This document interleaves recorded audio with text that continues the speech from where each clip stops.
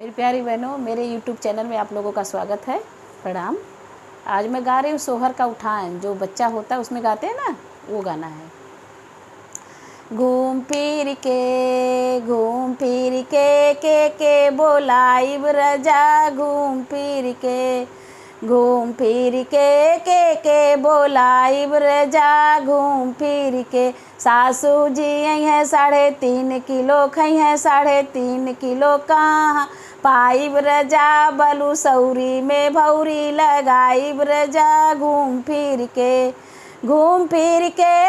के बोलाई रजा, घूम फिर के बोलाई रजा, घूम फिर के। जेठनी जी आई है 3.5 किलो, खई है 3.5 किलो, कहाँ पाई रजा, बलू सौरी में बहु लगाई रजा, तो है तू कह के बोलाई रजा, अपने नैहर का चाल चलाई रजा, हमरे नैहर में ही है कुल होला रजा, घूम फिर के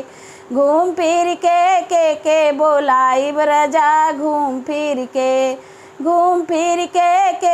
बोलाई रजा, घूम फिर के। ननदी जी आई है 3.5 किलो, खई है 3.5 किलो, कहाँ पाई रजा, बलू सौरी में भौरी लगाई रजा, तो है तू कह के बोलाई रजा, अपने नैहर का चाल चलाई रजा, हमरे नैहर में ही है कुल होला रजा, घूम फिर के बोलाई रजा, घूम फिर के बोलाई रजा, घूम फिर के।